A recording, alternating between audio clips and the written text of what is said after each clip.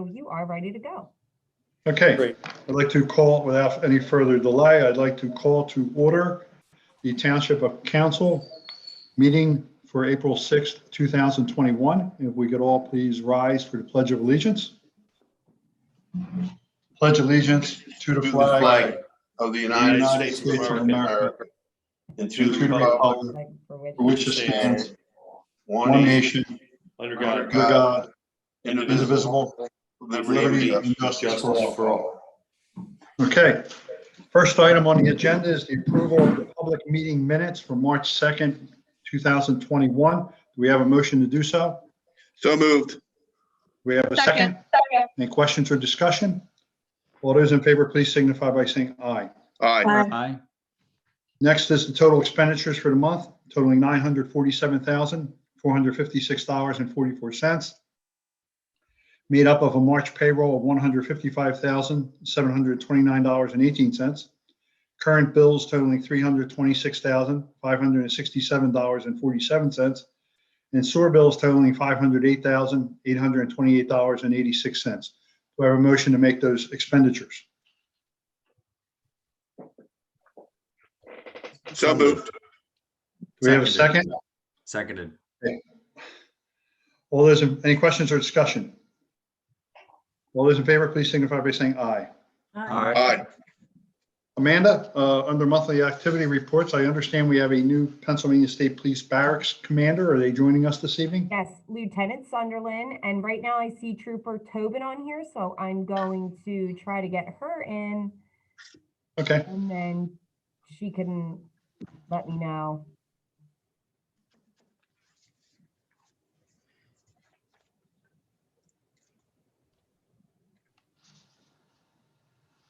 Hi, Trooper Tobin, can you hear us? Yes, I can hear you. Hi, everyone. Good evening. Hello. Good evening. hi. Nice to see everyone. So for the updated report for state police in regards to the incidents that happened in Concord Township, we are happy to report as far as crashes are concerned, there has been a decrease in crashes in the township that decreased by 25%. We had a total of 24 last year in March, and this year, I'm sorry, I stand corrected. We have an increase, unfortunately, by 25%. So my mistake. We had 24 last year, went up to 30 this year. DUI arrest, we had 0 last year. We had 1 this year. Traffic stops, we made a total of 111 proactive stops last year. This year, we made 120, so that increased by 8%. For criminal related incidents, for burglaries, we have 0 to report last year and this year, so that's exciting. Criminal mischiefs or property crimes, we had 0 last year. We did have 3 occur in the township this year. Thefts, we did see an increase of thefts occur. Last year we had 4, this year we had 6. So that's an increase of 50%. Retail thefts also increased. We had 3 last year, we had 9 this year. And thefts regarding fraud and forgery cases, we had 5 last year, 5 this year. So there's no increase or decrease to see in those numbers there. So as far as the noteworthy incidents to report in the township, on March 1st, about 12:03 p.m., we had Troopers Freeman and Trooper Magnuson respond to 600 Hayton Drive for report of a theft that was discovered. The victim, which so happens to be a landscape and snow removal contractor that was working at Target that day, discovered approximately $15,000 to $20,000 worth of equipment that was stolen. So that was snow removal equipment, that was fuel tanks, shovels, etc. The contractor handled the plowing for the shopping center that time. That theft is still being investigated. So any information, please don't hesitate to contact our station and divulge any new and updated stuff as they come in.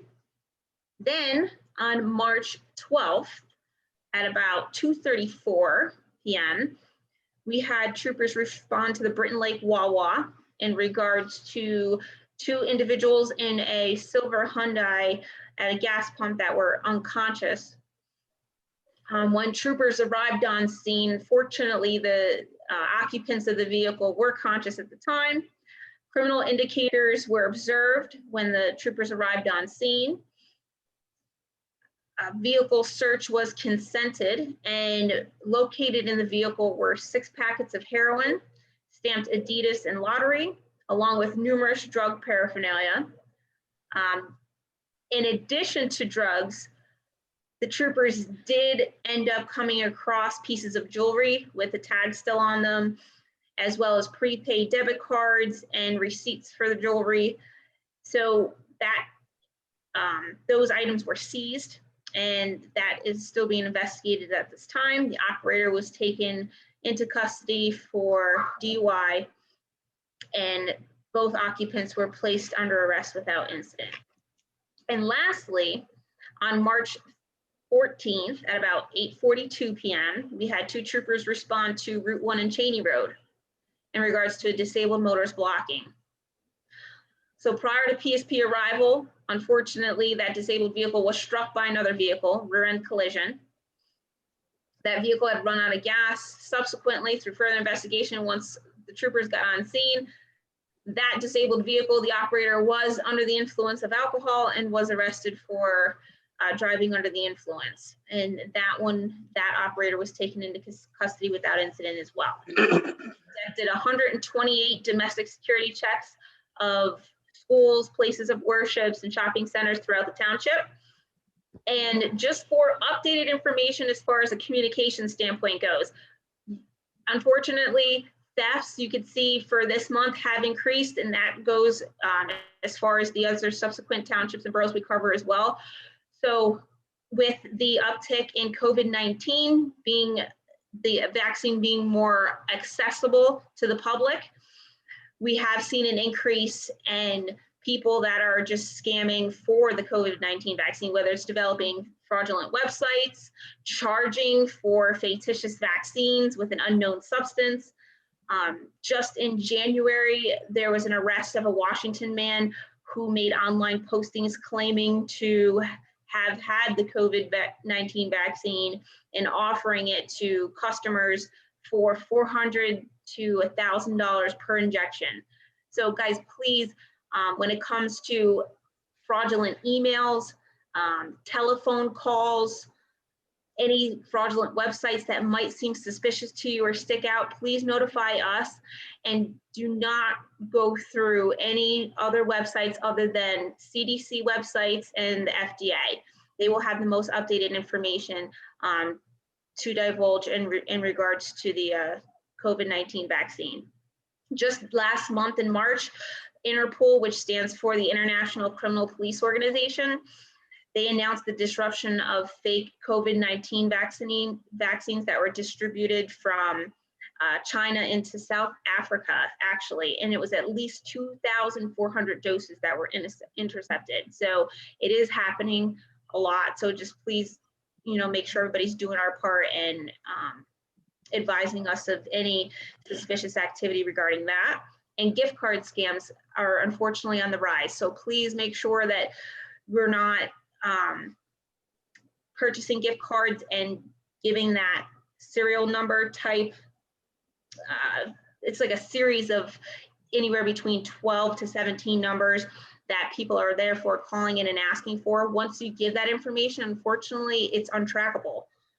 As you know, with gift cards, there's an undetermined amount of denomination that people could get on them. And then once they get that code, they can use it wherever. So again, with that information, we want to make sure that you're calling us and reporting that as well.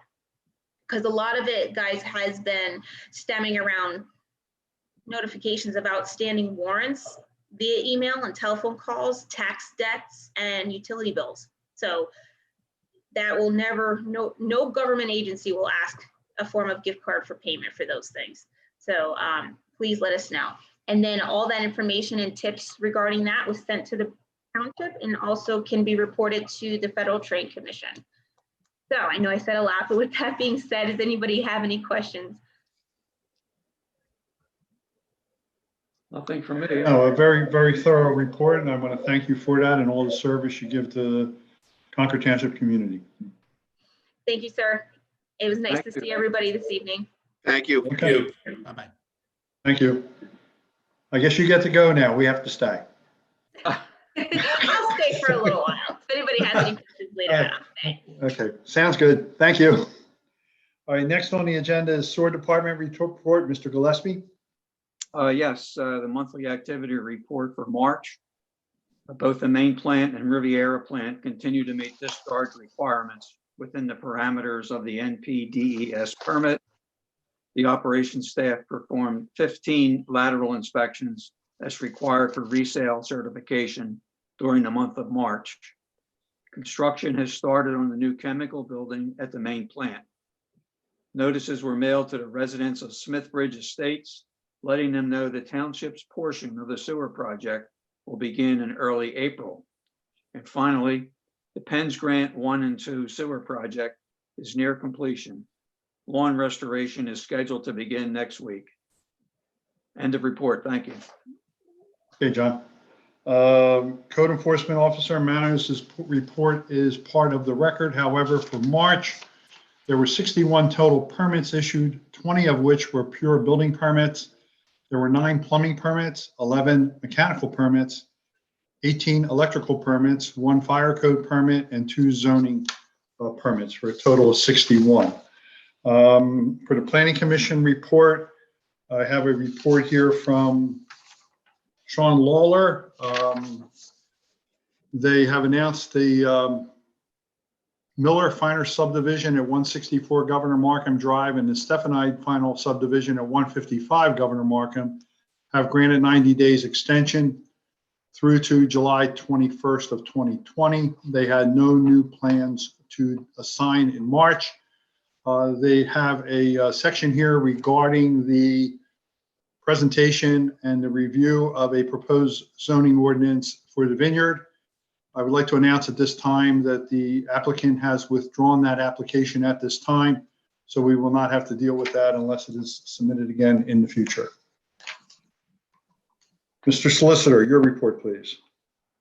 Be advised that there was another hearing today for Judge Whalen regarding the Concord Ventures matter and their application to have additional evidence made part of the record. As you'll recall, the council had appointed former retired Judge Proud, Mr. Proud, to preside over said evidentiary hearings and to make decisions regarding this evidence.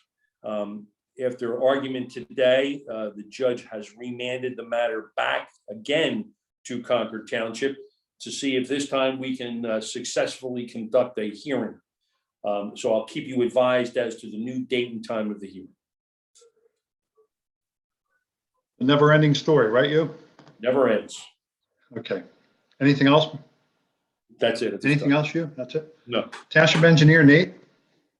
Good evening, I'm everybody. sorry, were there any questions for you on that, or? Okay, Nate, I'm sorry, go ahead.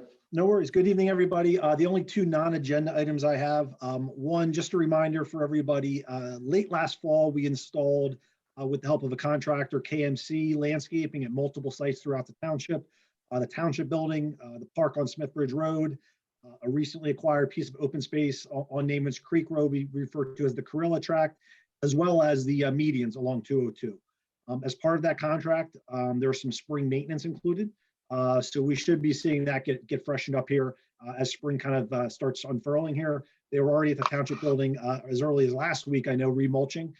So that is part of the contract. We'll stay on that. But just if you see guys out there, that's part of that landscaping installation from the fall and what we purchased with that contract. Second, I just want to make sure everybody's aware, the public survey for the Recreation Open Space Plan that closed last week. Very exciting. We got over 1,500 respondents, which was probably 3 or 4 times really what we thought we might get for that. So just thanks to council, township staff for pushing that. I think I'd be remiss if I didn't also thank both BUIC, Garden Valley School District, and actually Darlington Arts. Each time we reached out to them separately, we saw a nice uptick in the numbers. So it was those communities as well, giving us good feedback. So next steps for that will be us kind of gleaning through all the information, all the comments, We'll be sharing that with everybody at some point, but most likely the next step will be another meeting with our steering committee over the next month or so we can start winding down this report, recommendations, and similar here as we get towards summer. So any other questions on anything else, let me know. Otherwise, the remaining items are on the agenda tonight. Nate, Okay, I just anything- wanted go to ahead. mention the work that Public Works is doing to maintain the medians on 202 at various times, picking up trash that happens to blow in there. It's really nice to see attention being paid to that and keeping it litter free. Well, yeah, and Colleen, that's a good point because, along with doing this landscaping, it does require maintenance. And part of that is Public Works also assisting in removing some of the debris and trash. So they've been kind of monitoring on a weekly basis. So they'll be keeping a set of eyes on that, which again, I think is going to be at the end of the day, much more attentive than PennDOT would ever have been in those areas. So I think that's a nice benefit to that as well. And just as a point of clarification, maybe this is more for Amanda, that all that landscaping, those tree plantings, all of that, that was funded from the tree fund that the township has. Is that Correct. That's correct? Thank you.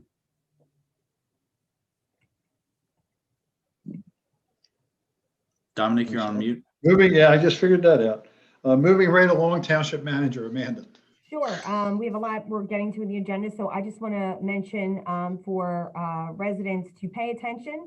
Under council's leadership this year, Parks and Recreation Board and staff are working really hard on bringing a lot of great events to our residents to take part in this summer, particularly coming out of COVID. I think everybody wants to get out and do stuff. So our Park and Rec Board is actually working on a Concord on the Move, which will be a series of outdoor activities or events that township residents can partake in. They're going to be starting with an event on, I believe it's May 1st. That'll be a pickleball event that'll be open to the public. And then they're going to roll into several other they're going to have some bird walk or nature walks. And they're talking about scavenger hunt in town and a sidewalk event for children and things like that. So we will have information posted on our website once all the fine details are worked out. But we encourage all residents to get out and get on the move and enjoy this great weather that we're starting to get into. Okay, thank you. Public comment, I think at this point. Just to Amanda's point about Parks and Rec, I also want to thank the Parks and Recreation Department for the great Easter event that we had. The Easter egg hunt was very successful. Unfortunately, so successful we had to end it early. But that was really well received and a nice adaptation from our typical Easter egg hunt with the drive-through event. And in addition to the Concord on the Move events that they have planned, we have a full summer of movie nights and concerts coming up. So just a lot to look forward to this summer. And I'll add to the concerts coming up too. They're working on having the Navy Band come out here and perform one night. So we're trying to get all that locked down and details out. We'll send out a postcard the next month, probably during the month of May. That's going to outline a lot of the events coming up. So it'll be great. Okay. Public comment, I think we normally, for the Zoom meetings, Mr. Donahue, we hand that over to you. I think Amanda's going to kind of give a summary of some of the comments. That's And I'll answer where I think it's appropriate.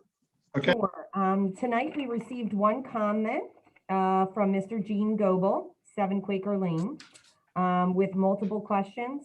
So I'll summarize, and the questions, his actual comment will be attached to the minutes and on our website for further review. His first question is concerns over the lack of process on equitable property taxes for the township, county, and school property taxes. Namely, he mentions the reassessment of those property taxes and mentions a right to know law request that he submitted to us to obtain the county's file on reassessment between the 2020 and 2021 property tax years. He notes that the county provided all the data to Concord Township and the Garnet Valley School District such that they would review and protest any errors discovered before the new assessments became finalized. He notes that Garnet Valley School District protested 123 of the 2021 assessments, and that Concord Township protested 0, according to his right to know law request. And additionally, he points out one error that he felt that there was a building lot on Patricia Lane that had been decreased, and he felt that that was unjust and needed to be looked at. Additionally, he believes that there's a systematic problem with property taxes in the township. His number 2 comment has to do with the outdoor dining extension. He says, please, no more code defiant extensions for outdoor dining at 711 Concord Road. He notes that he believes the local codes do not allow it. The outdoor dining structure application permit does not match what was constructed, nor did it follow the permit guidelines. The parking and noise situation is ridiculously offensive. In his 3rd question, he additionally goes on with the outdoor dining that the township waived permit fees because of COVID. Is the township planning any commensurate relief to other citizens after affected by COVID, or does the township only concern themselves with restaurant owners, is his question. Number 4, has 711 Concord Road paid for both zoning hearing board applications and all the zoning hearing board extensions they have requested? Yes or no answer, please. 5th question, does Concord Township plan to issue any additional citations to 711 Concord Road for all the documented floodplain violations not yet addressed? Yes or no, please answer. Okay, with respect to question 1, the property tax question, it's the county that establishes the assessment for each and every property. It's not the school district and it's not the township. The school district collects more property tax based on the assessments than either the county or the township. So in order of sharing, the school district takes the largest portion, followed by the county, then the township. The township follows the school district's lead regarding appeals of assessments, as the school district has the largest stake and therefore the largest burden in pursuing appeals and pursuing delinquent taxes. The fact is, the township joins the school district regarding most appeals. Finally, the school district at this time is considering a complete reevaluation of some or all of the properties in the district, including Concord Township, based on the county's reassessment. This is not only happening in Concord, in the Garnet Valley School District. My understanding is other school districts are considering taking the same action. If such a thing happens, all property owners will be advised. With respect to the question regarding the zoning hearing board applications and the zoning hearing board extensions and whether 711 Concord Road has paid for both, my understanding is that they probably have, but I will ask the township staff to check on that. And finally, the question concerning issuing additional citations to 711 Concord Road for floodplain violations. There's presently a matter before the district justice concerning this issue. A hearing has been scheduled with respect to that issue. So until that is determined, the township is not going to take any further action. And that's all I have. Can I just add for the question on zoning hearing board, if they've paid? Yes. We do not accept any applications or move them forward unless they have paid in full. That is part of the completeness of an application at any level.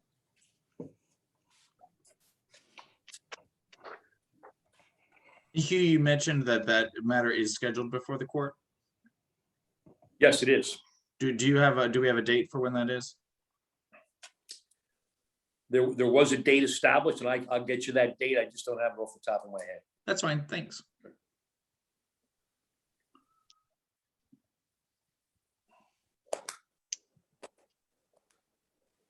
Well, in fact, excuse me, there's a matter before, I also think, and there's also a matter before the zoning hearing board concerning some of the flood issues. In fact, there were 2 hearings concerning that. Both of them were continued at the request of the applicant, and there's a hearing scheduled this month. What is the date of the zoning hearing board meeting this month, Amanda? It's the 3rd, I believe it's the 3rd Wednesday. Hold on, I can tell you. Sorry. I have my other. April 21st. 21st. That's Okay, correct. April 21st.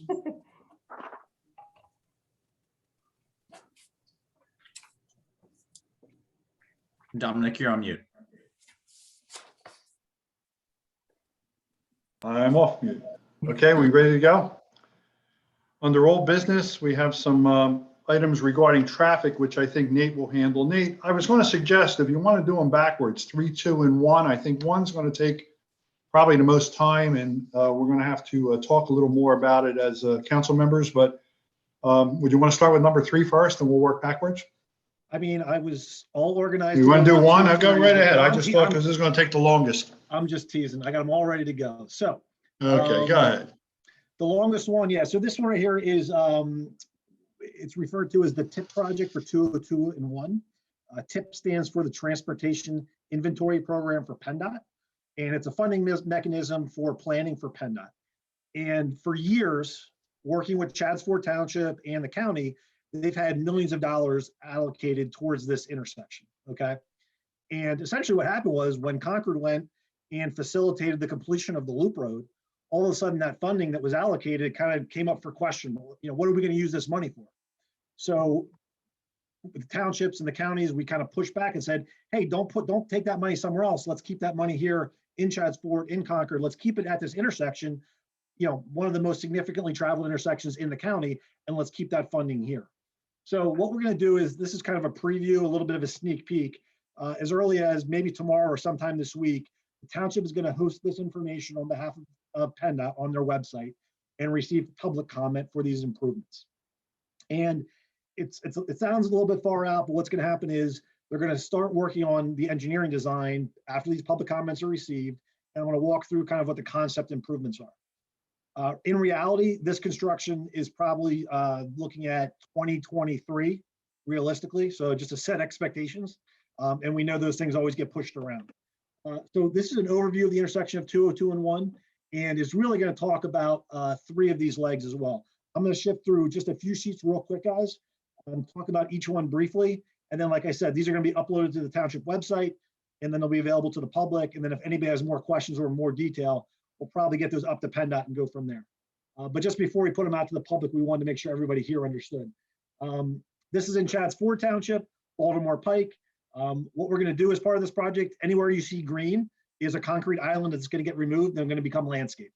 So that was one of our asks for them, which, you know, I think is going to be consistent with what we're doing elsewhere in the town. Second is they're going to try to make the intersection here with Dickinson Drive just a little bit safer by, you know, with this modification here at this island, at that intersection. If we continue moving northbound on Baltimore Pike, so this is the main intersection of 202 and 1. The way I'm going to explain this is there's 2 main improvements. One is going northbound on Baltimore Pike to Media. There'll be now 3 through lanes at the intersection. So currently this lane doesn't exist, where that's in yellow. That will be open to a through right turn lane. So that'll help facilitate some movement of traffic. Yeah. I think that's something we'd all like to see. Second is, and again, in addition to all the islands being modified, you know, from concrete to landscaped, they're also going to add a second left turn lane on 202 here. So you can see that in yellow right in the middle of your screen. So that'll be going southbound on 1 from northbound 202. All right. And these are all PennDOT designs, PennDOT plans. So hold your questions to the end, and I might be able to answer, but there's a chance I might not either. If we continue northbound on Baltimore Pike, this would be the intersection of State Farm Drive and Applied Bank Boulevard. Again, we're removing the concrete islands. We're going to remove this island on the corner here closest to Chick-fil-A. As everybody's probably seen, that island appears to be more of a launch mechanism for vehicles than anything else. It's consistently getting damaged and hit and completely missed. So we're going to modify the traffic signal there. We're still talking about crosswalks across Baltimore Pike. We don't know if that'll be part of this project or not, but that is on our radar screen as well. Next would be, this is the northbound 202 with the intersection of State Farm Drive and Brandywine Drive. So again, we're going to reallocate this intersection. Right now, it doesn't really align when you're crossing the intersection. So we're going to correct all the alignments, as well as clarify the northbound turn lane from State Farm Drive. Now that people are, you know, trying to use these loop roads like they're intended to bypass that intersection, make that improvement on that turning movement to northbound 202. And again, removal of these concrete islands along the way. Those are really the kind of the click back to the beginning. Those are more or less the improvements, in addition to all the various repairs PennDOT will complete on concrete and other items as part of this project. And again, there's no action item for council here tonight. Just before we started hosting this on the township website, we wanted to update you guys first and the public first. More to come from PennDOT, and we can certainly, any questions or requests or needs, we can also relay it to PennDOT as well. Nate, is this a matching grant or is this just outright grant? Yeah, the township does not have a dollar invested in this project, Okay. other than frankly, my time working with PennDOT on some things. But yeah, this is all going to be funded by PennDOT through their 12-year Okay. planning program. Okay, thank you. Nate, with regard to where it's, you said landscape medians. So, I mean, we just earlier talked about landscaped medians, but those were sort of more heavily landscaped by us. These, when you say landscaped medians, are these more like grass, like what we've just seen on 322? Or Yeah, is it more landscaping like we've seen, like we just installed on southbound? No, 202? PennDOT really has not. I'd say it's still a discussion item. PennDOT has really only committed to grassed islands, removing the concrete. Okay. But that's been our ask column. We're still probably a little bit early on in that process. And then does that have the possibility to extend it all further further north on Route 1, more in front of like Britton Lake Shopping Center, the concrete medians there? No, this funding is limited to these intersections. This Based on intersection. how the Oh, funding was allocated, so that's not the case. However, there is a separate Baltimore Pike project where we are trying to have some discussions about that. Again, we're working on it, but no commitment from PennDOT on that. sure. And then lastly, the turn lane, the right turn lane from northbound 202 onto northbound Route 1 there by the old Exxon gas station. I know that at one point, with regard to the striping and how that is striped, you and I have talked about that in the past. Is there going to be any updates to how that's striped? I believe it's all sort of currently solid striping, even though it's also technically a turn lane. It's a little confusing. Yeah, it's definitely a confusing situation there on that northbound 202 next to the hotel and the old gas station site there. When they do this, my expectation is all will be new striping, new signage, everything's going to be upgraded. So I'll put that on my list of discussion items, because I agree, John, there's just a weird striping there. It's a little confusing with the signage. This could be the opportunity to maybe clean that up as well. Yeah, I think it's the solid striping that makes it confusing as to whether or not you're on a shoulder or actually in a turn lane. So if it was to be dashed in some capacity, I think that would be clearer. Nate, I have a Okay. question for you. Nate, hello? Yep. Yeah, the fact that this is a PennDOT project and we are a township, do we have any say in the design of this project, or is it strictly PennDOT? This is what we're designing and this is what you have to accept? No, I mean, PennDOT has been working with us and Chadds Ford Township. So we've met with them a couple times to get to this point. And a lot of this feedback was based on myself and Mike Schneider, who does our traffic engineering and is also the township engineer in Chadds Ford. So these turning lanes, this through lane, converting these islands to landscape medians, those are all township asks. And if there's anything else people want, to add to that list, let me know. And I can certainly have that discussion. There's a certain amount of funding, but so far they've been very receptive. And that's how we got to this point right here was, we know these needs at this intersection, and these were the ones that they could incorporate as part of the project. Thank you. I think the biggest improvements I see is the Chadds Ford, that extra lane in front of the Sunoco. Yep. That's just a Absolutely. nightmare there. And also the double left going from 202 to Route 1. That's going to be another godsend. So everything else is fine, but I think as far as moving cars, those two things are probably going to help the most. So, all right, thanks, Nate. Question on the turn lane that they're adding in Chadds Ford. Is that going to be a dedicated right-hand turn? And did you say it's going to be a third lane going straight across? It'll be a third through lane and right-hand turn lane. So a car could go straight and or turn there. Correct. Okay. Northbound 1 approaching 202 will be the third lane will be a shared through right-hand turn lane. Okay. Good. And do we know what the funds allocated for this project total? At one point I did, but it's changed multiple times, so I'd have to dig that up, but I can get that for everybody and update you guys next month. Okay. It's certainly in the million. Yeah, certainly in the millions. So. Okay. Nate, you want to move to the second one then? Yep. Smith Bridge? Second one is real quick. That was just, I wanted to provide everybody a brief update on Smith Bridge Road. In short, PennDOT has pushed the let date to the winter, which will, bear with me one second, where are my notes here?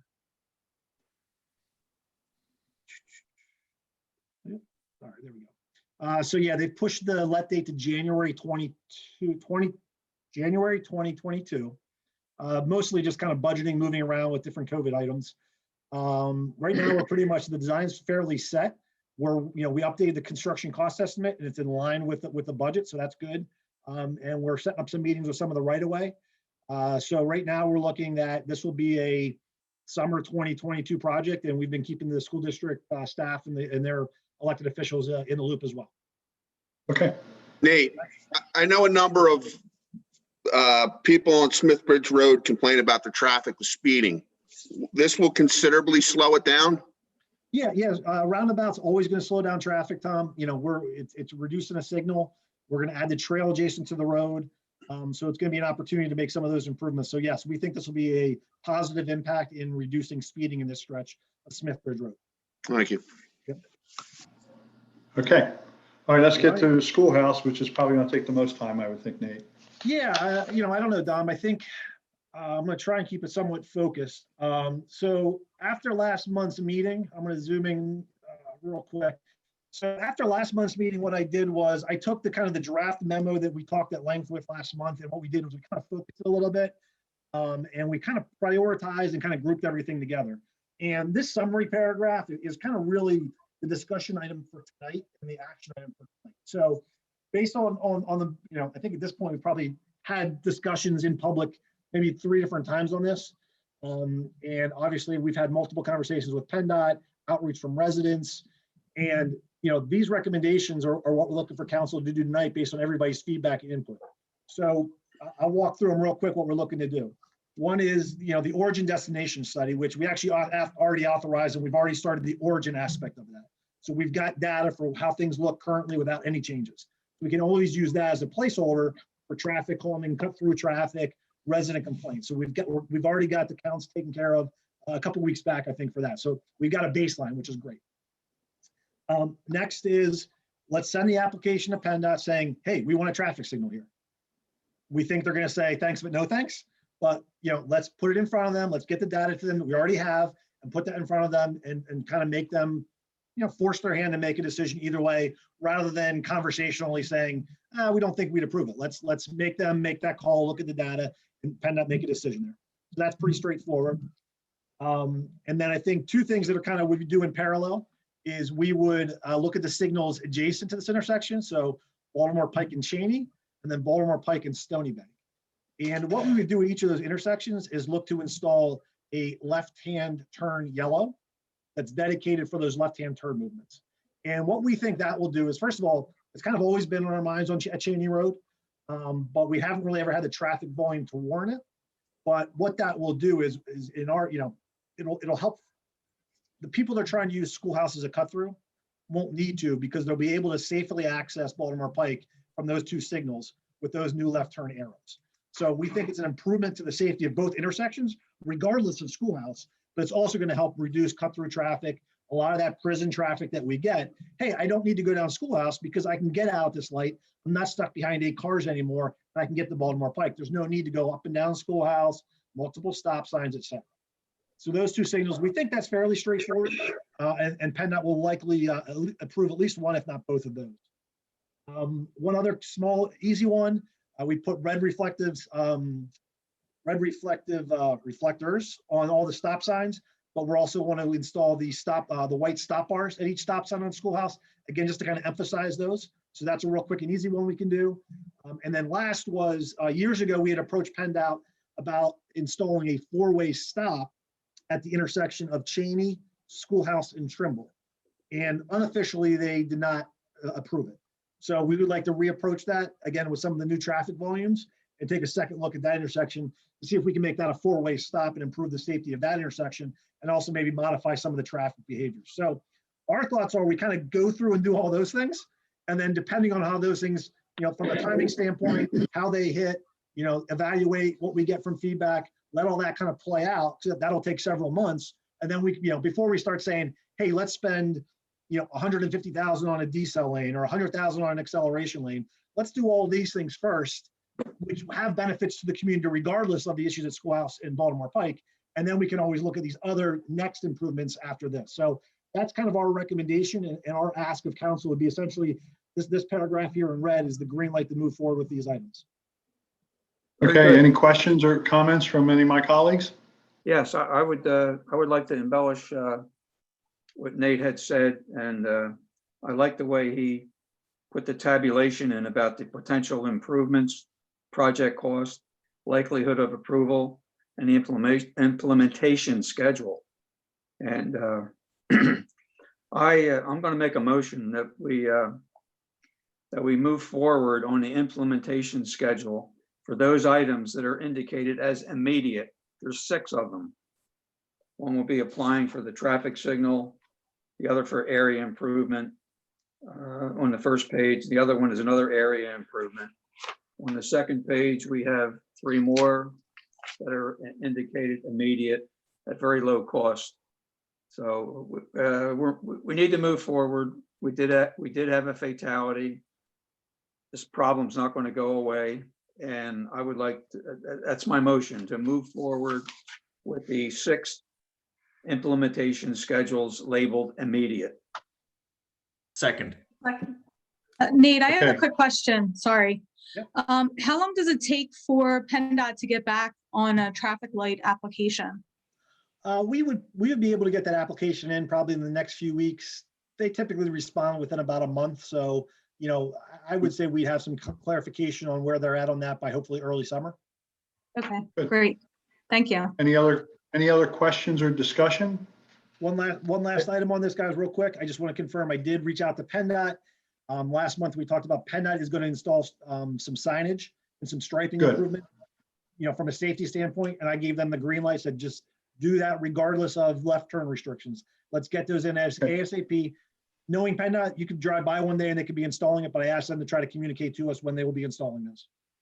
Okay. The only other right, so we have- discussion point that I would like to raise Sure. during this is, you know, we had such tremendous feedback from residents in the area and the HOA, and I would like to make sure that we're communicating these actions and this Exactly what I information was thinking. directly to them. So if we can, whether it's send them this memo from Nate and or a cover letter with the actions that we've taken to the HOAs or whoever the representatives are, I think that would be a great thing that we could do. John, I was going to try to say the same thing, and you said it much more eloquently, but perhaps rather, and Nate, maybe we can summarize this. That one paragraph sums a lot of it up, maybe just embellish that to try to make it 1 page as opposed to all this technical data. But I do agree that we ought to be keeping the word out in the neighborhood that we haven't forgotten about this. And the other thing I think we ought to do, we've been in the practice now since this tragedy happened of keeping a placeholder in the agenda every month for this.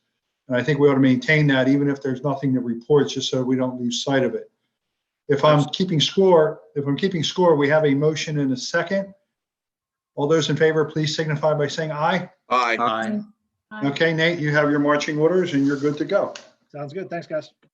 We're going to move on to new business right now. First Mr. item is President, if I may, Yes. just to make one correction with respect to the public comment. So with respect to 711 Concord Road, the floodplain issue is going to be entertained by the zoning hearing board later this month. There's a noise and lighting issue that's before the DJ, and I believe that's going to be held in mid-May. But I'll clarify that date for Mr. Okay. Clausen as requested. Thank you. Okay. Moving on to new business. The first item is resolution number 22 of 2021, which is the conditional use decision for the Chick-fil-A drive-through modifications. It's resolution 22 of 2021, whereas an application for conditional use approval pursuant to the Concord Township zoning ordinance has been submitted by Chick-fil-A in connection with a proposed construction of a 240 square foot building addition with a second drive-through lane with canopies, relocation of existing ADA parking spaces, modification of sidewalk connection to State Farm Drive, installation of curbing, sidewalk, striping, associated utilities and landscaping at its site at 20 State Farm Drive, located on the east side of State Farm, approximately 260 feet north of its intersection with Baltimore Pike in the C2 zoning district. There was a public notice, and there was also a hearing held in front of Township Council. And we considered that, and it was on March 8th. And as a result of that, we are going to approve it subject to the following conditions. Number one, compliance with all terms and conditions as set forth in Resolution 2321, which will follow up, approving the preliminary final land development application at Chick-fil-A. Number two, fencing or decorative railing must be placed along the outside dining area to ensure safety, to be approved by the township engineer prior to the issuance of permits. Number three, the parking lot lights are not to exceed 25 feet. Number four, drive-through window service is only permitted between the hours of 6:30 a.m. and 10 p.m. Monday through Saturday. Number five, any and all mechanical units are to be fully screened, including those placed on the roof of the restaurant. Number six, any and all smoke, grease, and/or odor control filtration systems used on the premises must meet or exceed California state's emission standards, i.e. will employ same or similar systems used by Chick-fil-A in California. Number seven, applicants shall submit color, architectural elevations, and color board materials for review and approval by council prior to the release of the signed plans. Approval of the elevations and materials for the building shall be obtained prior to the issuance of any building permits. All buildings are to be constructed as per the approved architectural elevations, including screening of any rooftop mechanical equipment. Number eight, crosswalks shall be raised and or differentiated by different materials and or colors as much as feasible as deemed acceptable to the township engineer. Number nine, temporary shelter, i.e. tent, umbrella, or similar may be used at the rear of the building at the drive-through lanes closest to the building only for limited duration, no more than 5 consecutive business days. If longer durations are warranted, the applicant will coordinate additional permanent shade structures consistent with the building and subject to building permit requirements. Number 10, additional stop bars shall be installed at the drive-through pickup windows and walkways as approved by the township engineer. And number 11, an accessible bus shelter and concrete pad consistent with existing bus shelters within the township shall be constructed on State Farm Drive at a location acceptable to the township engineer and SEPTA. I would entertain a motion in order to get this started for approval of Resolution 22 of 2021. So moved. Is there a second? Second. Any questions or discussion? Seeing none, all those in favor, please signify by saying aye. Aye. Aye. Okay, moving right along. Next is resolution number 23 of 2021, which was referenced in the previous resolution. And this is going to deal with the land development for the Chick-fil-A site. And it's mentions all the same parameters and background information as we did in resolution 22. And it's approved subject to the following conditions. Compliance with all comments contained in the Pannoni review letter dated February 8th, 2021, which is attached. Number two, compliance with all comments contained in the Delaware County Planning Commission review letter dated July 18th, 2019 and December 18th, 2020, also attached. Number three, compliance with all comments contained in the Thomas Committee's associate review letter dated February 8th, 2021, again attached. Number four, compliance with all comments contained in the fire marshal's email dated February 8th, 2021, again attached. Number five, compliance with all comments contained in Bradford Engineer Associates review letter dated July 3rd, 2019, also attached. Number six, compliance with each of the conditions attached to the April 6th, 2021 conditional use approval, resolution 22 of 21, which was just approved. Number seven has to do with the architectural elevations, which is the same as in the previous resolution. Number eight, all signage is subject to review and approval by the Township Code Enforcement Officer in accordance with Township Code. Number nine, compliance with Concord Township Zoning Hearing Board decision of November 16th, 2005, granting special exception for the hotel use and the parking lot subject to conditions imposed by the Zoning Hearing Board number 1 through 5 in opinion of November 16th, 2005. Number 10, compliance with all the conditions set forth in Concord Township Zoning Hearing Board decision of November 25th, 2020, granting subject to certain conditions a variance from section 210, 197G, 210, 127D, 11, 210-197D of the Concord Township Code in order to permit 55 parking spaces in lieu of the 70 spaces required for a restaurant and outdoor seating, and requiring an additional adequately sized located loading area. The November 24th, 2019 zoning hearing board decision is attached and marked as Exhibit G. Number 11, all deeds for the property, legal descriptions, easements, and stormwater maintenance agreements are to be submitted for review and approval by the township solicitor and township engineer prior to the release of the signed plans and must be recorded prior to the issuance of any building permits. Number 12, plans are submitted in electronic format acceptable to the engineer. And lastly, applicant agrees to enter into any amendments necessary to development and improvement security agreements required by the proposed development made subject to this resolution and/or conditions stated above prior to the release of the signed plans. Do we have a motion to approve resolution number 23 of 2021? So moved. Do we have a second? Second. Any questions or discussion? All those in favor, please signify by saying aye. Aye. Nate, I understand they're going to be closing for a few weeks when they build this thing, so there'll be some chicken withdrawal or something going on in Concord? Sounds You're that way. muted. You're gonna have to find Okay. another Chick-fil-A for that for a time being. I go here, I think, as much as anybody, so I'm gonna have the same issue. Okay. Next, other business to be done is resolution number 24 of 2021, which is to affirm resolution 48 of 2018, which was a preliminary final land development for 328 Wilmington Westchester Pike, Lastios. Whereas the preliminary final land development plan of the applicants, James and Christina Lastios, was prepared by J. Ace Mataris Consultants on June 17, 2017, for property located at 328 Wilmington Westchester Pike, approximately 150 feet north of its intersection with Smithbridge Road in the C1 Commercial Zoning District. Whereas the applicant did not record the preliminary final land development plan within the required time period and now seek approval to record the approved preliminary final land development plan. And if I'm reading this correctly, Nate and you, we are basically just going, all the conditions that were in the 2018 approval are still applicable and will still need to be complied with in order for the plan to be recorded.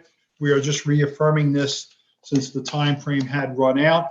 If I'm not mistaken, this is one of those very small parcels, has an old house on it. There really isn't a lot to be done with it. There isn't a lot that has changed since 2018 to 2021. So it seems to be the appropriate thing to do is just to reaffirm it so that they can again start the clock to get their get all their ducks in a row so they can get the plan signed and start their project.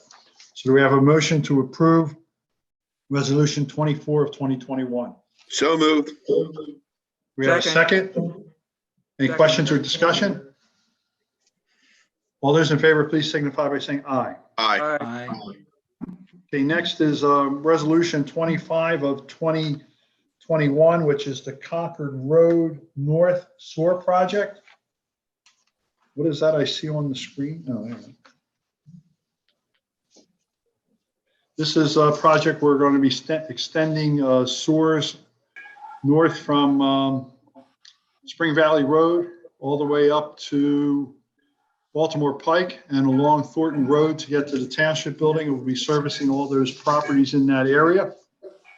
And we have to do a plan revision in order to have this done. And this basically just gets that started. The Concord Road North Sewer Project consists of 47 existing residential single-family homes, one municipal fire complex, one firehouse, one institutional property, and 6 commercial properties for a total of 78 EDUs.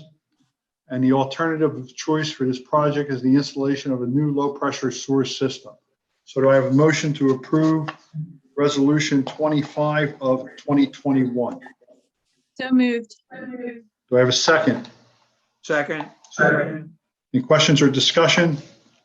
All What's those the in time, what's the favor? time frame that we could expect this project to go into construction then? I would think, John and Dana, since you're on the SOAR committee, it would probably be late this year or early next year. This is the first step we need to do to Probably keep it moving along with DEP. I'm I sorry? would say 5, 6 months away. Okay, so it could be late this year or early next year, John. Yep. No, that's good to know. Just, I know we've had some residents up here near the township building in some pretty dire straits. So Okay, this all is good. great. All right, we have a motion and a second. All those in favor, please signify by saying aye. Aye. Okay, Mr. Crossan, I was going to let you handle this DCNR grant if you don't mind, because this is right up your alley. Sure, thanks. And I'll team up with Nate here on this. Basically, this is for the a DCNR, Department of Conservation Natural Resources grant application to apply for construction funding for Phase 1B of the Octorara Trail. I don't know if we have a map. Nope, there's nothing to go up. Okay, no problem. Anyway, basically, this is the old train line, old Octorara train line, where we're going to do basically a rails to trails conversion. And Phase 1B consists of the section from Temple Road to Concord Road, basically the back door of the Newland grist mill. And we have the construction funding for Phase 1A, I believe, all wrapped up. Nate, shake your head, yes or no. And we're looking for more funds for the construction of Phase 1B so that we can do them at the same time. This grant application would get us closer to it, though it is not all the funds that would be needed. So I would like to move that we authorize the submission of the grant application for this construction funding. And there you can see it, Phase 1B is the 1 mile stretch in the middle that is purple, that runs behind the Township Park and School Complex there. I'll And we second. have that in, do you have a second? Any questions or discussion? All those in favor, please signify by saying aye. Aye.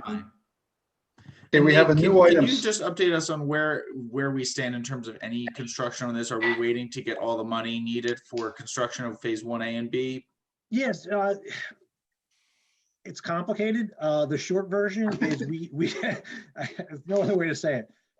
We are in full design for 1A, partial design for 1B. We have reached out to utilities right now, so we're going through a lot of the utility coordination. We have a upcoming conversation with PICO. They have some concerns. We think we've got a lot of the Phase 1A funding lined up, but we are still looking for funding for 1B. Most likely they won't happen at the same time, but it depends on the sources of funding. I can't stress this enough. When we go out and get funding from PennDOT, most times that funding is coming from federal sources, which means the red tape and the environmental clearances and archaeological, it just extends these projects so far out. So, yes, we get $1 million, but hey, that's not going to happen for 3 years. Smithbridge Road being another one of those types of projects. Namath Creek in 202. All these projects where we're getting federal funds in, that $1 million plus range have those consequences on timing and procedure. So we're working through that. I couldn't even put a construction date on it just yet, John. I know you want me to, but I'm not going to do it. No, I know I want you to. Part of that is because it's good for you to explain that. I think a lot of times when we talk about some of these trails or something, it sort of seems easy enough, right? It sort of seems like we're paving a driveway. No. And why does it take 5 years to pave a driveway or put a trail in? And unfortunately, think of every utility company you can think of, and it's on this path, including fiber optic, PICO, the train line, SEPTA, private properties. We could not have. While it's an interesting place for a trail, it could not be. It's probably one of the more complicated places to put a trail as well. So look, we're going to get there. We're plugging away, but it's nothing I can. We're not breaking ground this fall, guys. I mean, that's just not where we're at. And it is sometimes frustrating. We've been talking about it for a little while, but again, it's just we started talking about it years ago when we were looking for funding, and then it takes a year to get the funding. Then it takes another year to get the funding green light to get started. So all these things just take time. But we'll continue to update you guys maybe on a every other month basis where things stands. I did provide a preliminary plan set to John Gillespie, my fellow engineer on the board, and I'm not sure if he was able to pick the plan set up and put it in his car. It was so big. Well, Nate, I was going to say that if you didn't say it. If any of the board members would like to look at the plans, you'll need a little bit of workout before you intend to pick them up because they're very, very heavy, very thick. A lot of information on the plans. That's why I did spend a couple hours one day looking at the plans. That they're coming along really well. Nice job. Yeah. Thanks, John. And then, yeah, last on that, guys, is I'll probably be approaching you guys maybe in May. There is some additional PennDOT money that might be available. So I might be trying to leverage this money for that PennDOT money. So more to come, but maybe a similar conversation in May to try to maybe close the remaining gap of funding for 1B. Again, we've already got funding from the county. They've been super helpful. So just trying to find every dollar we can get to make this all come together. Nate, the funding that we have currently, how long do we have before the timeline of the viability of that funding remaining exists? Yep, that's a fair question. All of the funding sources do have sunsets. Typically, they're pretty far out, and we can request extensions. So we're working with all the various agencies, Colleen, but that is something we do monitor because it does happen. Right. I believe we just actually extended the design funding through the Delaware Valley Regional Planning Commission another year, just because we knew that was going to keep going on. So it's something we watch. Most agencies are working with us in a helpful fashion. Nobody's looking to pull that funding, so they're willing to work with us, but we got to stay ahead of that. Okay. It sounds as though there's enough pieces of paper in that drawing to do most of the trail. Almost. If you put it tip to tip. So anyway, all right, let's move on. We have a new item number 6, which is resolution 27 of 2021. I was going to hand that over to Mr. Donahue. That was a last minute addition. It was a settlement of litigation, if I'm not mistaken. Would you mind going through that with us, and then we'll decide on what action to take, please? Sure. So the township had lodged a complaint in the Court of Common Pleas of Delaware County against Philly Trampoline, also known as, I believe, Sky Zone, in the township for the failure to pay the amusement tax pursuant to the township ordinance. This went on for a number of years, and our tax collector, Berkheimer, was unable to get those taxes paid. It was turned over to the township. There had been some negotiation during the year of 2019, and then we had the COVID situation. Things got delayed. We couldn't reach an accommodation, so we filed the complaint. There was a preliminary meeting with Judge Whalen in the Court of Common Pleas of Delaware County, and he suggested that the parties strongly consider settling the case, considering the legal fees that would be involved, the cost of litigation, the time when this matter would finally be heard, because with the current court schedule, it would appear that this matter wouldn't be heard until 2022 or even possibly 2023. You have appeals involved potentially, and also economic uncertainties. The defendant in the case didn't want to pay the 90. We wanted more than 90, and this was the compromised figure. And if this settlement agreement and mutual release is executed, the payment will be made. My understanding is in the funds wired to the township on or before April 13th. And the amount again was? $90,000. $90,000. All right. Do we have a motion to approve resolution 27 of 2021? So moved. We have a second. Second. Any questions or discussions? Yes, I just I have a have few a question. questions. I'll follow Colleen. You said that 90,000 is what the settlement is for? Correct. What was the amount owed? I don't have a precise number on the amount owed. I have an estimate of the amount owed. If I'm to believe the estimates provided by counsel for the defendants, it was in the area of about $150,000. And how many years taxes was that were delayed? Approximately 4. 4 years? And has the township done any type of settlement of taxes like this in the past? This is the only case that I'm aware of with this type of tax where there's been the failure to pay. I believe there's 1 or 2 other entities in the township that do pay the tax, and they have paid them timely.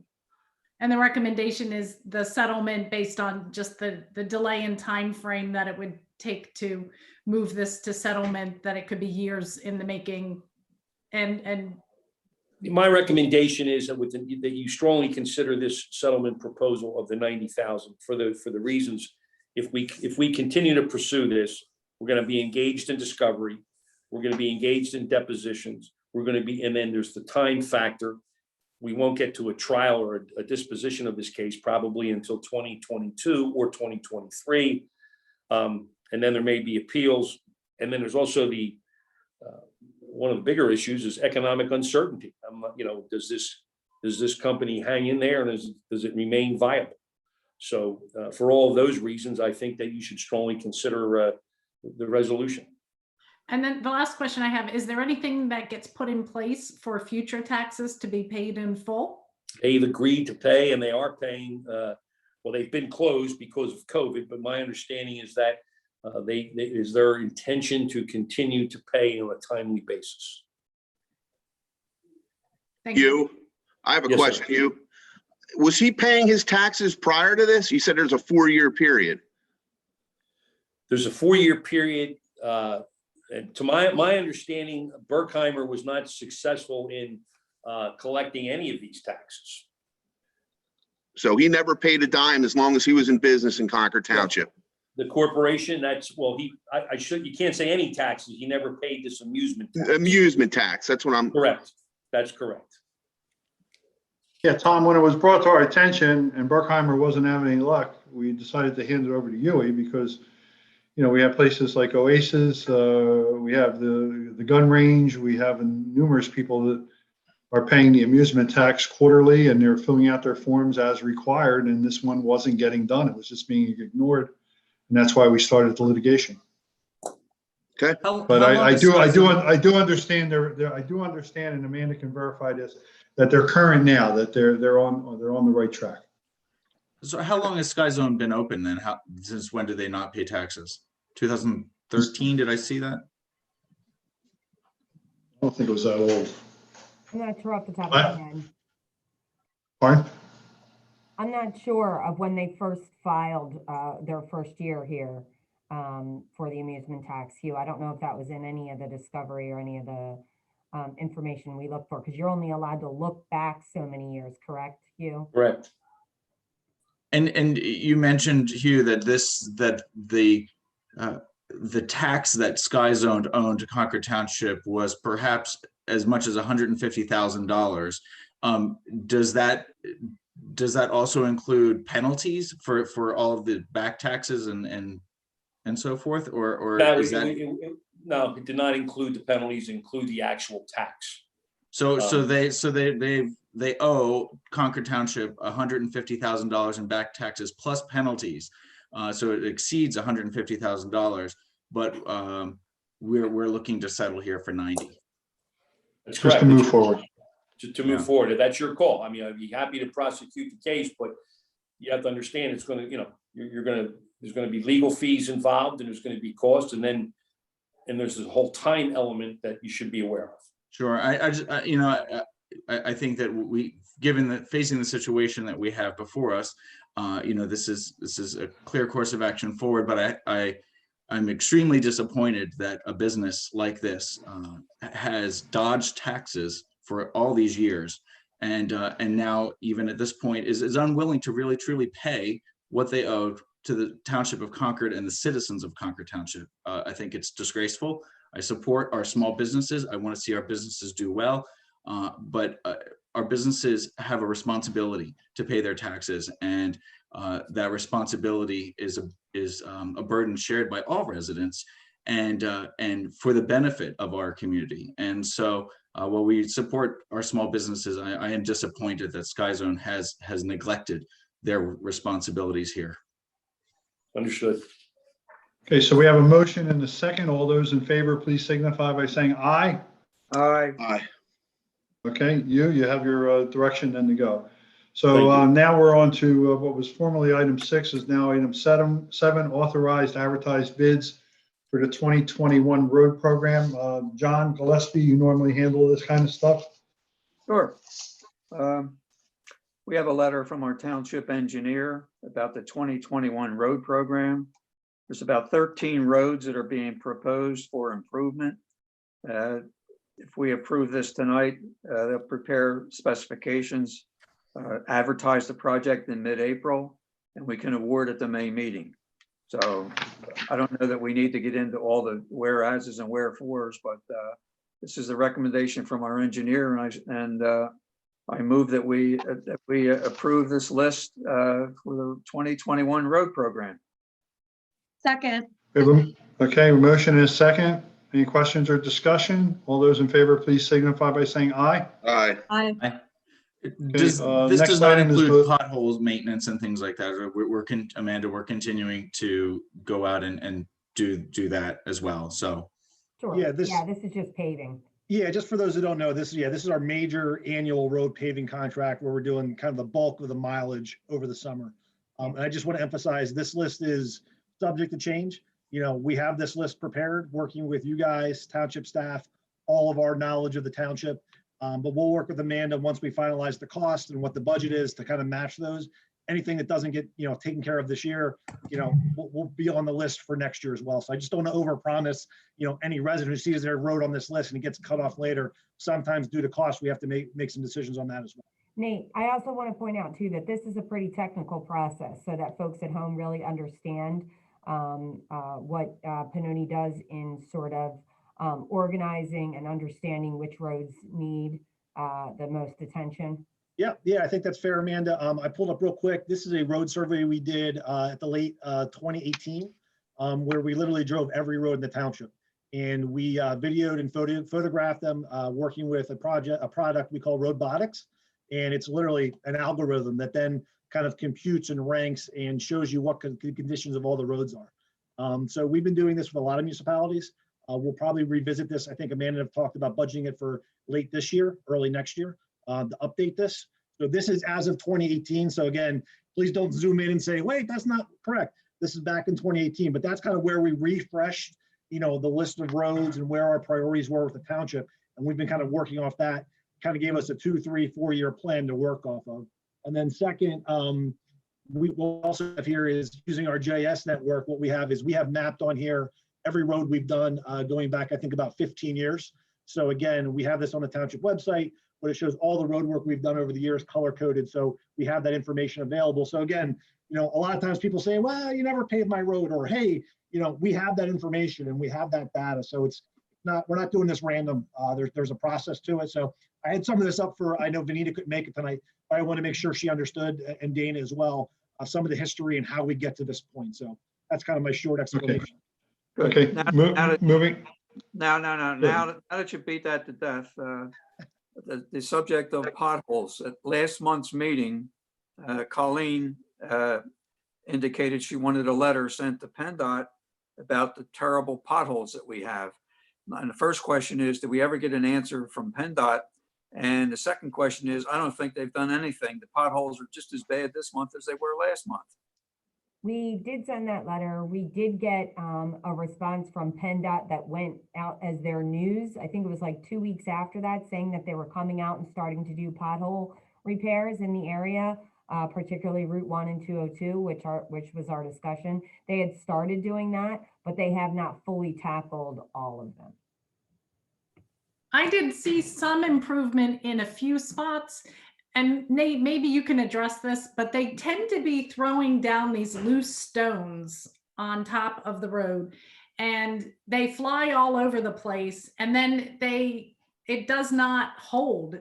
Some of the spots that they filled in with that just a couple of weeks ago are, back to being, a pothole. No, they've got different mechanisms for doing it. And one is that mechanism. It's real quick and dirty on the back of a truck where they can go out and fill the real tire killers is what they're trying to do, is try to get something in there. And then they'll come back sometimes over the summer as they have more time and do more proper maintenance on these things. But guys, you're not seeing anything we're not seeing in every other municipality. I'm on calls with Gene Bond from PennDOT all the time, and it's the same struggle everywhere. And then also, we're kind of in 2 different districts from a maintenance perspective. So sometimes you get different, schedules and different people. So, Baltimore Pike in North and then Baltimore Pike in South, we deal with different people at PennDOT. So that sometimes you get different, priorities and different schedules. So, we press wherever we can, where we have opportunities, but they're stressed just like everybody else is right now. What I stressed for everybody, no matter what, If you call that number, 1-800-FIX-IT, it gets on their list. If you see something bad, call. Email Amanda. Mary Lou at the township will call. And John, I think John Cross and I know, if you're that, you call enough times and they get enough things, it gets ratcheted up a few notches and it gets done. So please don't assume somebody else is calling, especially those ones that are going to damage a car. Make the call or shoot Amanda a quick note and we'll have Mary Lou at the township call, but that gets things done, we've noticed. Amanda, is that something that can be shared with residents in the township where they can call that number as well? Yeah, we actually have it on our website and we push it out on social media around this time of year, always coming into spring, because that's usually when you obviously are hit with the pothole situation. But yeah, we can push that out again. We have a report of concern. We have areas where people can on our website report these things. You can contact me, Mary Lou, and we'll keep moving. If it's Township Road, we'll have our guys take a look as soon as they can and get it repaired, which we've been doing. So thank you to residents for reporting anything there. And then the state, we try to report, and we usually encourage residents as well for exactly what Nate just said. The more complaints, the more it gets ratcheted up their list for getting fixed. Okay. Enough about the potholes? Yeah, potholes be gone. Okay. All right, next item is the award bids. I think we have bids for the stormwater management improvements and lawn maintenance. Mr. Gillespie, would you handle them, please? Certainly. That's the stormwater maintenance improvements. This contract is a result of the storms that we had last summer. And it's taken a while to put some things together. I know that the township forces have done a lot of work. Our maintenance contractor has done work. These are the items that couldn't be done, and we had to put them out for public bid. So the bids were received on Monday, April the 5th, and I'm very happy that we received 5 bids. And the numbers are very good. The engineer's letter is recommending award to Gessler Construction with the base bid plus the alternates, a total $111,840. So that would be in the form of a motion. But before I get a second, I would just like to say that we'd like to really fast track this, Nate, and get it done quickly, because it's been a year since we had that storm, not almost a year, I should say. But so that's my motion, to award it to Gessler in the amount of $111,840. Okay, do we have a second? Second. Any questions or discussion? All those in favor, please signify by saying aye. Aye. Aye. Okay, John, what's the next one you got? Second part is the lawn maintenance bids. This was prepared by our sewer engineer, Bradford Engineering. They took bids on March 30th, and we have 2 bidders. And the parent low bidder is KMC, and they performed work for the township in 2020. And our engineer is recommending awarding, it's a 3-year contract for 2021, 2022, and 2023 to KMC Property Maintenance LLC. So that would be in the total bid price of $133,355.04. And again, that's for a 3-year period, which is a tremendous value. So that's in the form of a motion. We have a second. Second. Questions or discussion? All those in favor, please signify by saying aye. Aye. Aye. Okay, next we have some reappointments. Colleen, I think you were going to handle these. Yes, thank you. We have 2 appointments that we would like to recommend for tonight. I'm going to put them in the form of a motion for both. The first one is Joe Barbado to the Zoning Hearing Board for a term through March of 2026. And the second is James Dowdy for the Planning Commission for a term through April of 2025. So I would ask, I would put that in the form of a motion. Okay, do we have a second? Second. Okay, any questions or discussion? All those in favor, please signify by saying aye. Aye. Aye. Mr. Gillespie, I think you were going to handle the last two for the evening, which is a payment and a security release, correct? Yes, sir. Number 10, certificate of payment for Penn's Grant 1 and 2 sewer extension project. The payment is in the amount of $288,612.90. And after this would be approved, there'd be a balance to finish, including retainage of $372,750. So that's in the form of a motion that we pay that to Dolly Construction. Do we have a second? Second the motion. Any questions or discussion? All those in favor, please signify by saying aye. Aye. Aye. And the The next final one. one is a financial security release. This was in the form of a bond that was put up for the improvements at Concordville Subaru. The remaining amount of the bond is $41,866. So that's in the form of a motion to release that. Okay. We have a second. Second the motion. Questions or discussions? All in favor, please signify by saying aye. Aye. Okay, there are no plans to accept this complete for filing. Under other council matters. Public engagement update, connect the dots. Dana, you want to give us a little update on that if you can, please? Yeah, sure. Thank you. So beginning tomorrow, Concord Township Council is going to be sending out another survey.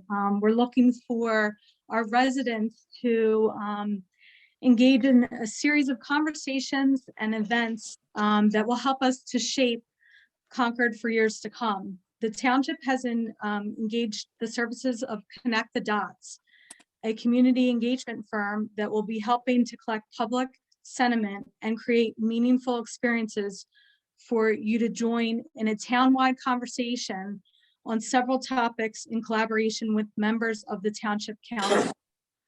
Over the next 6 to 8 months, you will be given many opportunities to voice your vision in Township Council when it comes to key projects and initiatives that will benefit our community for generations. At the end of the process, Council will create an action plan to implement. Collectively, we will continue to keep Concord Township a great place to live, work, and raise our families. So tomorrow we'll be pushing out the survey, so please follow our website and look for us on social media for that. Thank you. Thank you, Dana. And we look forward to getting this thing underway. Earth Month activities. Mr. Crossan, I think you were going to fill us in a little bit on this, please. I think Vanita had done some work, but I'm going to defer to you. Yes, thank you so much. Yes, unfortunately, Vanita is not able to be here at tonight's meeting, so filling in with this update, but she's done a lot of great work, and Earth Day is not just one day, but it's the whole month this month, and we've partnered with the Newland Grist Mill. All of Concord Township Council is going to go out to Newland Grist Mill this Saturday morning from 9 to 12, work on some cleanup efforts there. They've been working very, very hard ever since that storm last year to do a lot of cleanup efforts, but of course there's just ongoing maintenance. And so we are rolling up our sleeves, and although maybe not rolling up our sleeves because I think we're pulling sticker bushes, as I understand, so maybe we're wearing long sleeves. And we encourage residents, I believe, can come out and join us as well.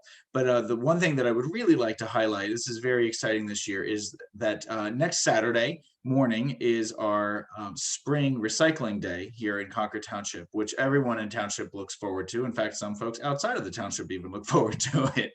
And but this year we are doing a tree giveaway. And so we are giving away 400 redbud trees next week as part of the recycling day. So when you drive through to drop off your recycling, you will get a 2 to 4 foot tall tree planted in a I believe it's a 1 gallon bucket of soil. So come prepared to take your tree.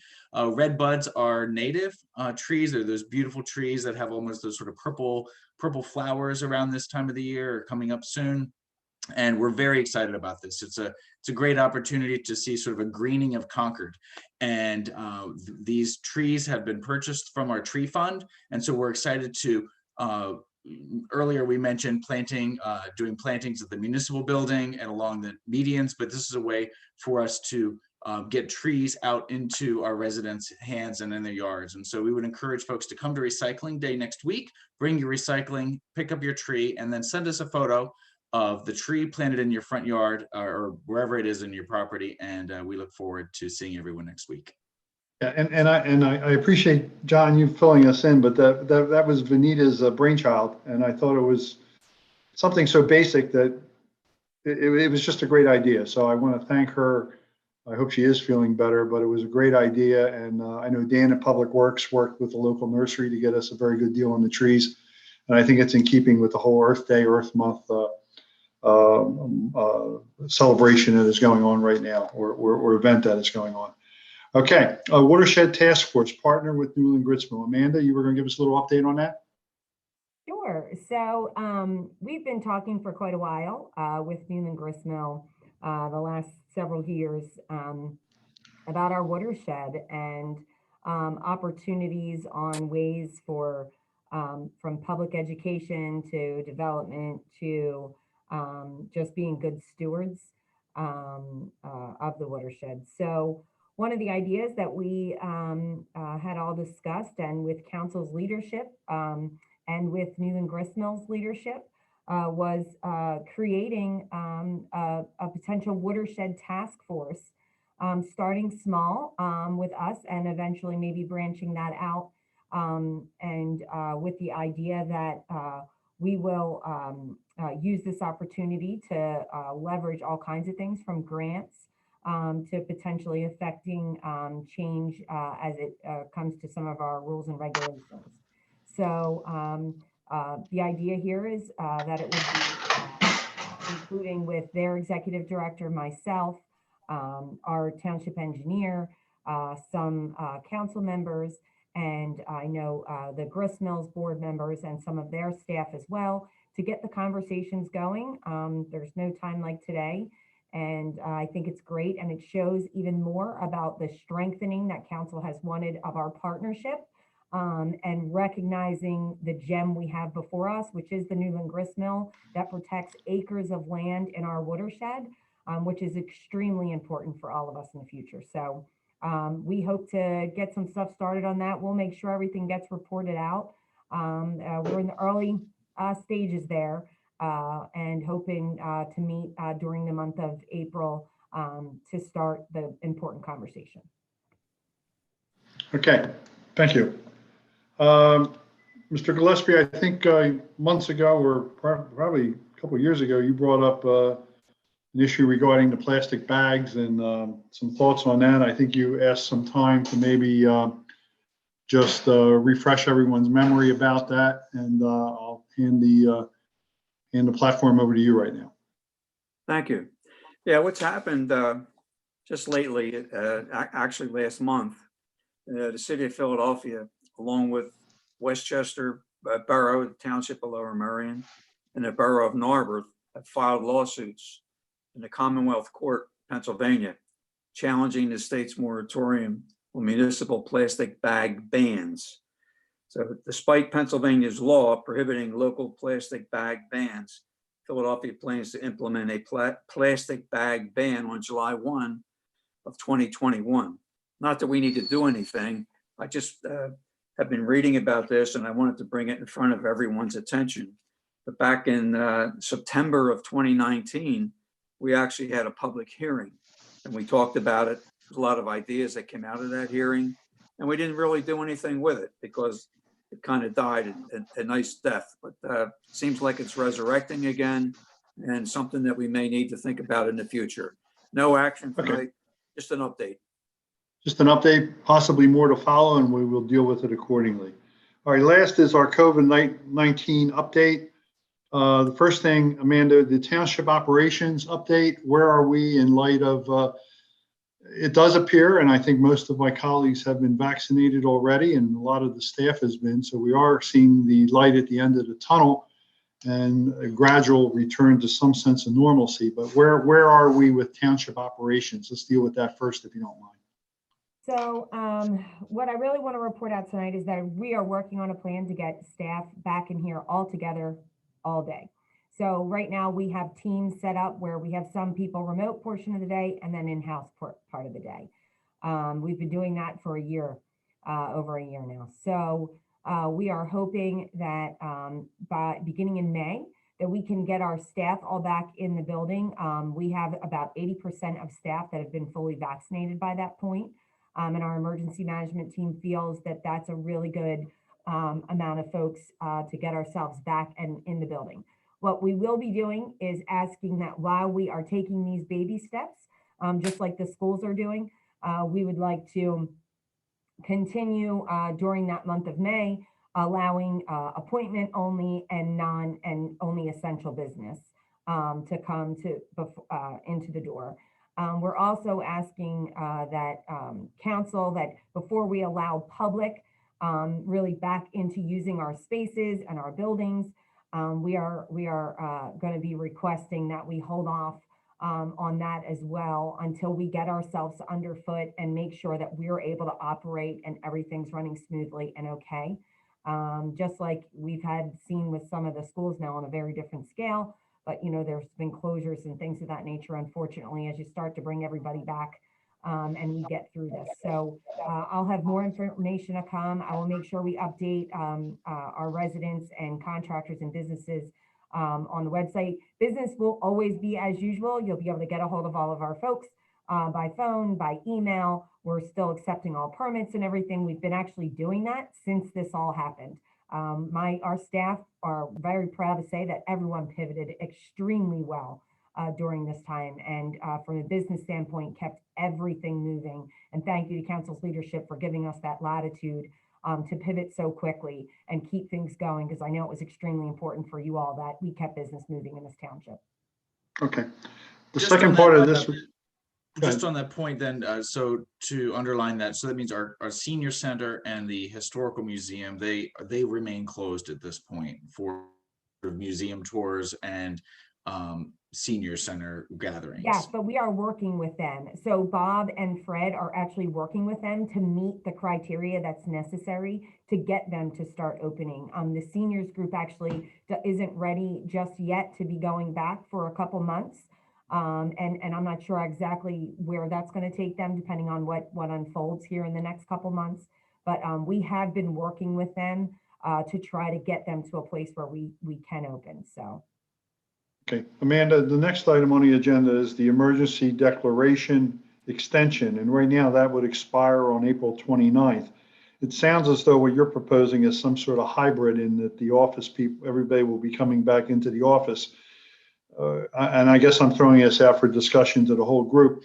Do we need to extend that maybe another month or 2 months and then revisit it? Or what are your thoughts on The that? only thing that I will say about the emergency declaration, that having part of that in place also from a funding mechanism keeps some of those things moving. Additionally, when you get to the next item, they're operating together. Okay. What does everyone think about possibly extending that through to the end of June? 2 months? Let's see, we're going to be the end of April, end of May, another 60 days, and then revisit it then? Well, I don't think. I'm To our asking. next meeting where we could make a decision on that if need be. Right. And it doesn't expire prior to that meeting. So it might be that it needs to go into early July. I think it's great to hear that, we're starting to do that hybrid model in the office.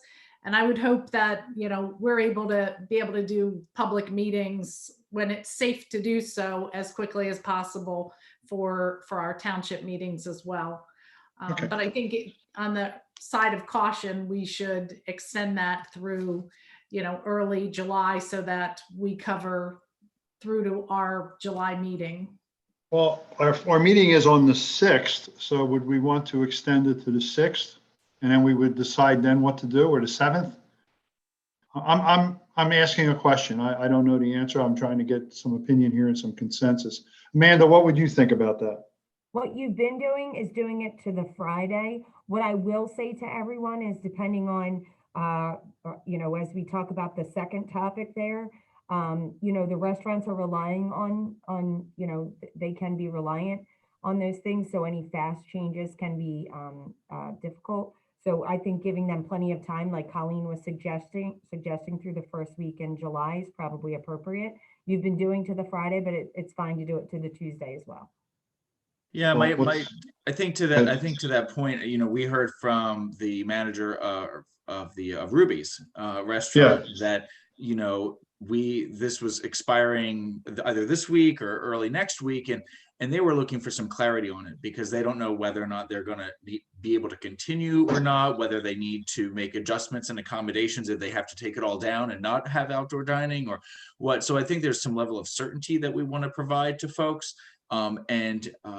Because if this expires on the 6th, or our meeting night, or even a few days later on the 9th, and we decide not to extend it at that July meeting, right? Say in July, we feel great, everything's good. We're gonna not extend the emergency order. That also means that the outdoor dining that had been approved and everyone set up for would no longer be allowed at the effective expiration. Well, and I'm glad you brought that up because I was thinking about that earlier today. I think whatever that date is for the outdoor dining, there's probably going to have to be a 2-week or 4-week period for them to demobilize, if lack of a better word, in order to take up whatever they did and whatever improvements. I don't think you can just go cold turkey. I agree with you, John. If you make it that first Friday or second Friday in July or the Friday after the meeting, and we say no, that doesn't mean Saturday they can't do it. We should be giving them like 15 days or something like that to stop operations. And they can't just go cold turkey. Right, but they can only continue those operations as long as the order is in place. So I think that even if we were to extend the order through the end of a month, right? Like if we extend it through the end of June, that means we should take action at the June meeting. Or if we extend it through July, we should take action at the July meeting. Yeah. But then again, go ahead. I was going to just propose that we extend it through the end of a month, and then take action at that month. So whether it's June or July, it should be the end of June or the end of July. So like July. Well, then perhaps we ought to be, go ahead, Amanda, I'm sorry. I was just going to say, so what John was saying, so then you're saying more like July 31st, and then at the July meeting, you would take action that would give notice? That's correct. I like that idea.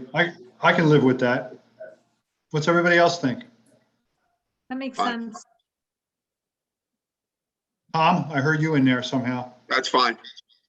John Gillespie? I'm good. And I would actually propose August 1st because August 1st is a Sunday. So that would at least give folks through that weekend. Perfect. All right, so now I got a question. Amanda, should we do the emergency declaration the same date? I would keep them the same date. For consistency, I think it makes sense. The other, and to be honest, as we're moving through, having our emergency declaration and funding, as we move forward with PEMA, and we're still doing that, it all goes hand in hand. So it's okay to have. All right.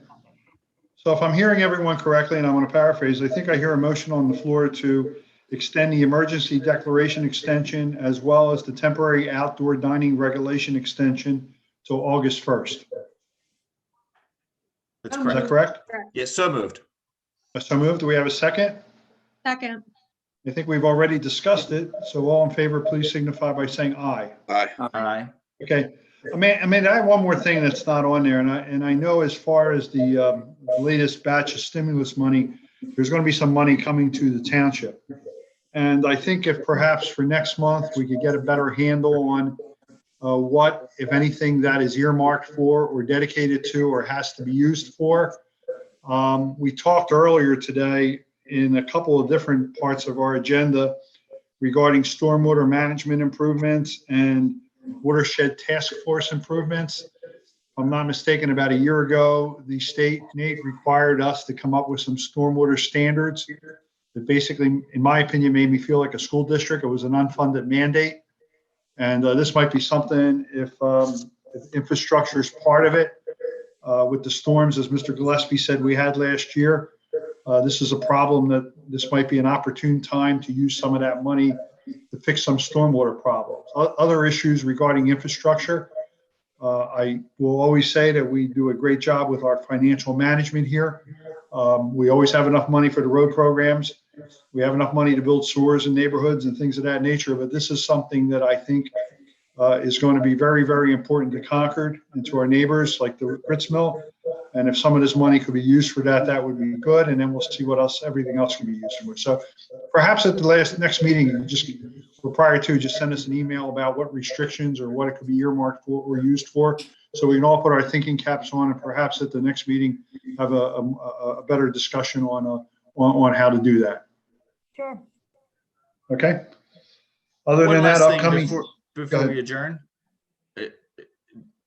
Then just want to end on a high note. I just wanted to highlight for everyone that the 254 acres in Concord Township, which was the also known as Vineyard Commons, so the land behind Penswood's Winery and down Beaver Valley Road, which was preserved 4 years ago, has now officially, as of April 1st, moved into the First State National Historical Park. And so Concord Township is now proud to have over 250 acres in the national park. This more than doubles the acreage in Delaware County. There's about 200 acres that's in Chadds Ford Township, just at the end of Beaver Valley Road, that is already in the national park. So this makes it over 450 acres in Delaware County, is now part of First State National Historical Park.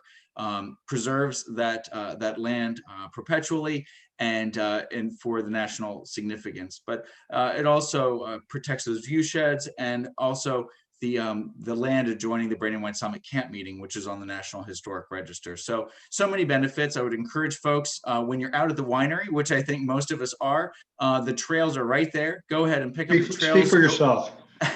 go for a walk. Enjoy the land.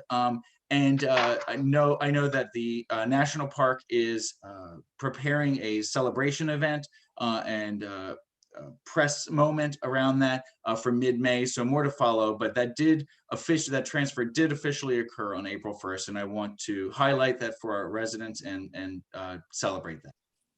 Great. Upcoming events: April 8th, Park and Rec Board meeting; April 14th, Historical Commission meeting; April 19th, Planning Commission meeting; April 21st, Zoning Hearing Board meeting, new time at 7 o'clock; and April 27th, Council Agenda meeting if needed. We also have the Recycling Day coming up a week from Saturday. Amanda, what time is that? Is that the early one? There's one that's 2 hour and one that's 3 hours. Is this the 2 hour event? It's 8 a.m. 8 to 11. Both days, 8 a.m. 8 to 11. This is the 3 hour. The one in the fall is usually the 2 hour. Okay. And that being said, John, I echo your the good things that happen with the national park, but having been part of that from the beginning, I was watching where this fellow wrote this screenplay, I think, with Kate Winslet. They had to come down with the Delaware County accent. I think it's called Mayor of Easttown or something. But if anybody ever wanted to do a Netflix movie or something like that, Save the Valley would be a great, great story. I think it has all kinds of characters and things of that nature. So, John, if you got a little screenplay in you, that might be something you want to tackle someday. Yeah, and with that, I'll have a motion. The story of that is, the upshot is not just Dominic's laughing because I always have something to say, but the upshot is not just that 250 acres went into the national park and that's in Concord Township now, but that was really an impetus to change so many things. I mean, we have at Concord Township has in the last 3 years allocated over $5 million to the acquisition and preservation of open space in this township. We are updating our township open space plan. We're expanding our trail network. We have a number of discussions underway for land preservation, and we are really serving as a model for open space preservation now in Delaware County, and I think that's something that we can all be very proud of. So, I agree, and in fact, I'm going to say the night that the township acted on that plan, at the beginning of that meeting, prior to reading the resolution, Concord Township pledged $500,000 and said that ultimately we'd like to see that preserved. And Colleen Marone was on county council; they gave another $250,000. So I think the idea was it should always be preserved, but it was just interesting how it got done. And it was a very creative way of getting it done. But ultimately, here we are. We have this great announcement and this great asset in our township, and it's been a model for a lot of other people. With that, I'm going to ask for a motion to adjourn. Well, before we adjourn, I have a couple things to say.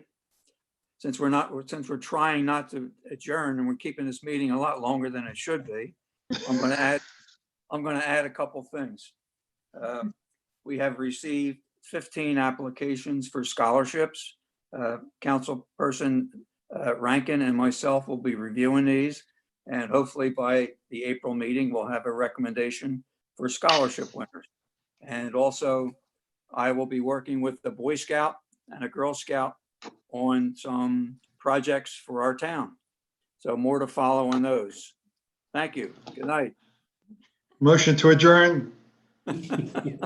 So moved. Second. Okay, guys, thank you for coming out tonight. All in favor, please signify by saying aye. Aye. Aye. And Good night. Vanita, I hope you get better. Thank you.